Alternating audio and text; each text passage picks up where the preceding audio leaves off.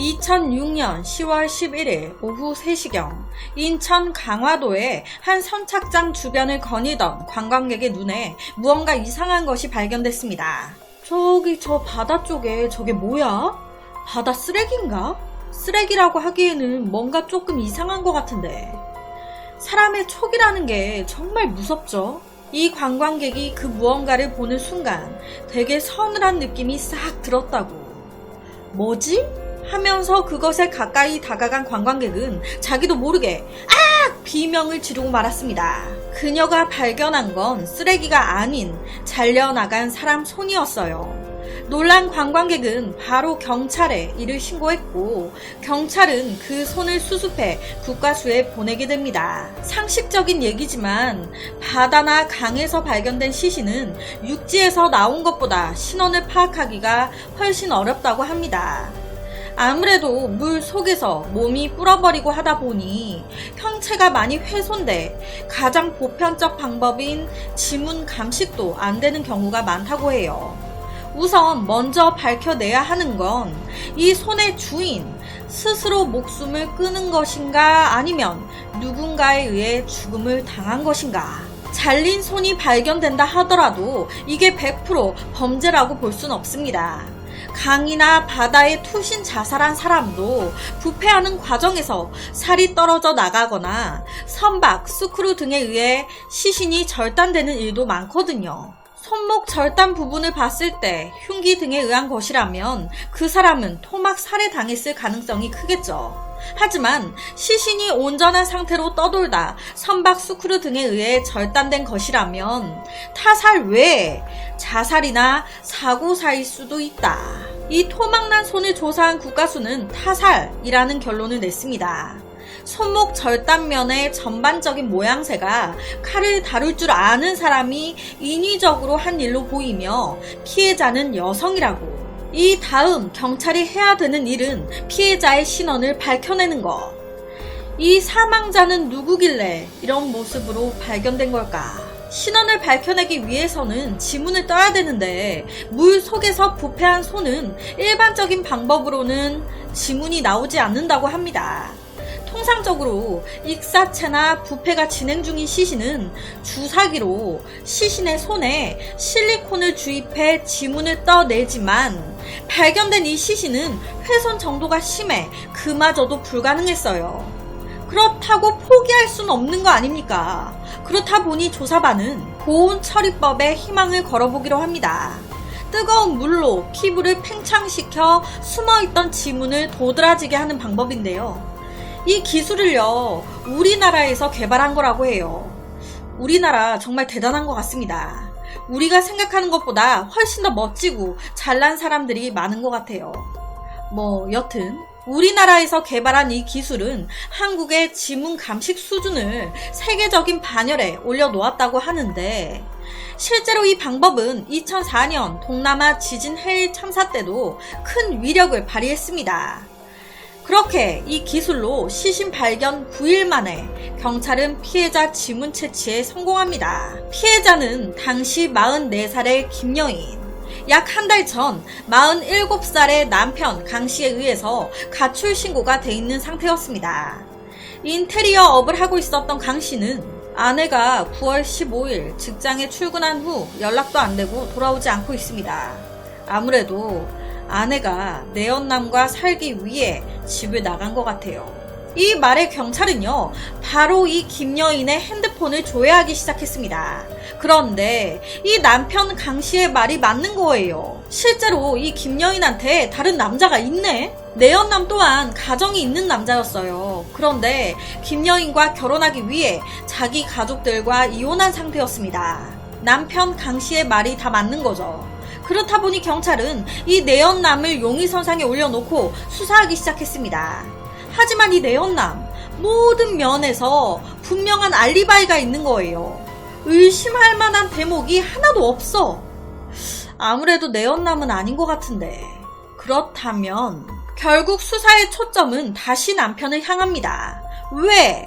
남편은 아내를 죽일 동기가 있잖아요. 바로 내연남. 이 남편 강씨, 내연남의 존재를 알고 있었단 말이에요. 더구나 평소에 이 남편 강씨가 아내를 되게 구속하고 좀 집착이 심했다고 하는데, 이 남편은요, 경찰 조사를 받으면서 아내분이 갑자기 집을 나가 연락도 안 되는데 어디에 있는지 걱정 안 되세요? 내가 그 여자 걱정을 왜 합니까? 그놈과 잘 먹고 잘 살고 있겠죠. 남편 강씨가 퉁명스럽게 뱉은 이 말 안에는 아내 김여인에 대한 원망이 가득했습니다. 우선 경찰은 남편 강씨가 거주하고 있는 아파트 CCTV부터 다 살펴보기 시작했습니다. 아내가 집을 나간 이후부터 약 500시간에 육박하는 녹화문을 샅샅이 뒤졌어요. 그 결과 지루한 녹화 화면이 전체 분량의 절반쯤 지났을 때 화면에 남편 강씨와 아내 김여인의 모습이 등장했습니다. 10월 2일 오전 10시 10분경 두 사람이 함께 살던 아파트로 올라가는 모습. 그런데요, 지금 이 CCTV가 아내가 가출한 이후의 CCTV예요. 이 남편 강씨의 진술대로라면 9월 15일 아내를 가출 신고한 후에 아내를 안 만났어야 돼요. 아내를 가출 신고한 후에 본 적이 없고 연락도 안 왔었다라고 했으니까. 그런데 한 달 하고도 조금 더 지난 10월 2일 CCTV 상에는 버젓이 둘이 만나서 같이 집에 들어가고 있네. 아, 남편 강씨 거짓말을 했구나. 왜 거짓말을 했지? 뭔가 캥기는 게 있구나. 경찰은 이쯤에서 범인이 누구인지 80% 정도 확신하게 됐습니다. 둘이 같이 집으로 들어가는 모습이 CCTV에 포착되고 약 50분 정도가 지났을 때 갑자기 등에 큰 이불 보따리를 짊어지고 혼자 내려오는 남편의 모습이 화면에 잡혔습니다. 이불 보따리를 왜? 남편은 그걸 자기 승합차에 실었어요. 그리고 다시 집으로 들어갑니다. 몇 분 후 다시 그 집을 나오는 남편의 모습이 포착됐는데 이때는 또 손에 뭘 들고 나오는 거예요. 검은 비닐봉지와 아내의 핸드백을 남편 강씨가 갖고 나오는 겁니다. 이것 또한 차에 싣고 이 이후에 모든 녹화분에 어디에서도 아내 김여인이 집을 나오는 모습은 없었습니다. 집에 들어가는 모습은 찍혔는데 그 집에서 나오는 모습은 어디에도 없는 거죠. 남편의 통화 내역을 확인한 결과 범행 이틀 뒤인 4일 남편은 경기 김포 등지를 배회하고 있었습니다.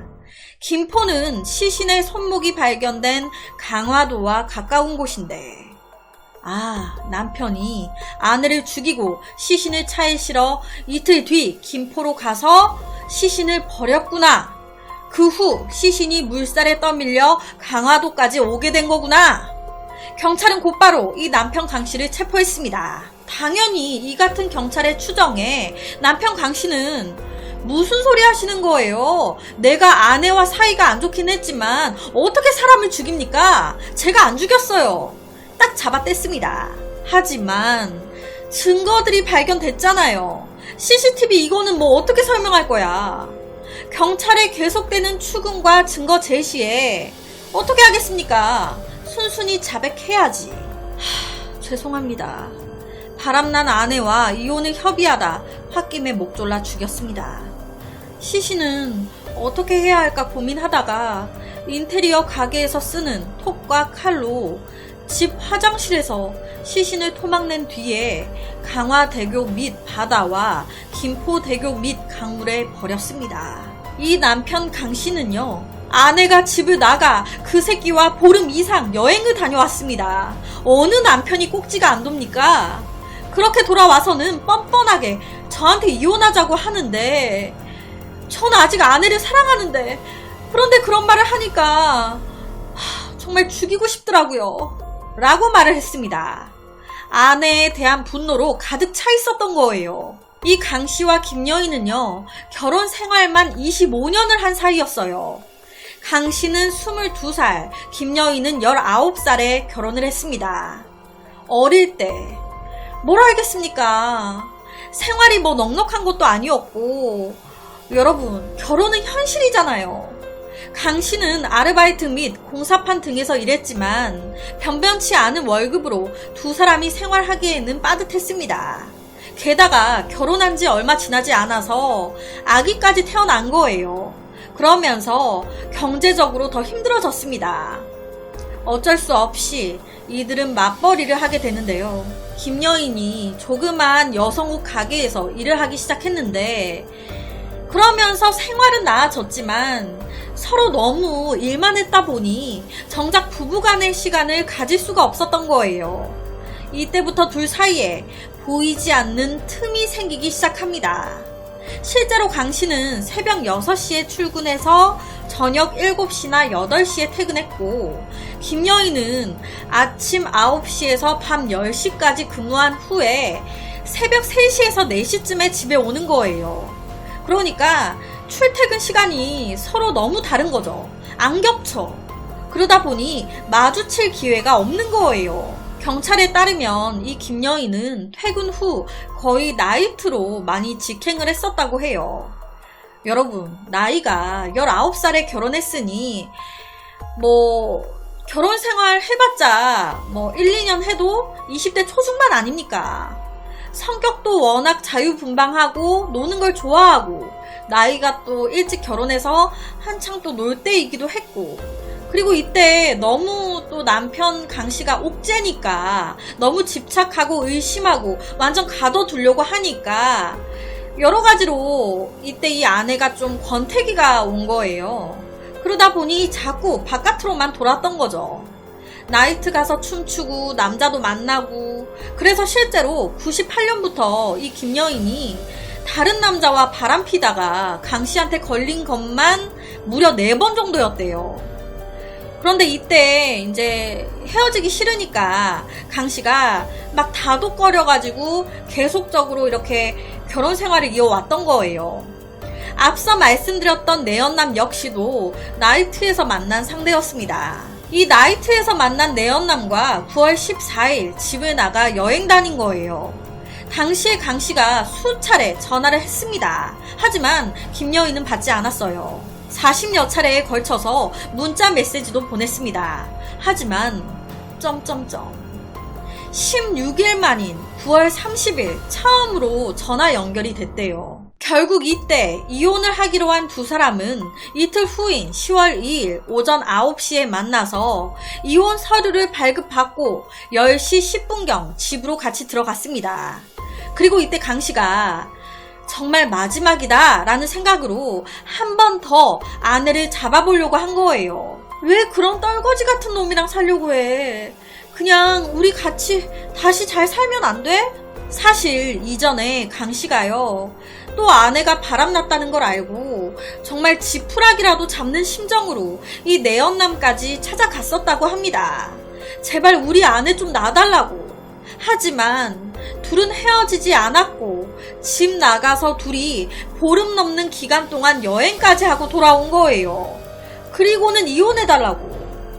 이때 남편 강 씨가 왜 그래 막 이러니까 아내 김여인이, 아니 내연남 쪽 아내는 이혼하자고 하니까 바로 깨끗하게 해줬다는데 당신은 왜 이렇게 이혼을 안 해줘? 당신도 착하지만 당신보다 그 사람이 훨씬 더 착한 사람이야. 그런 사람 없다고. 자기 앞에서, 남편 앞에서 내연남을 감싸고 두둔하더라는 거예요. 거기서 빡 돌았다는 겁니다. 그래서 목 졸라 죽이고 시신 훼손하고.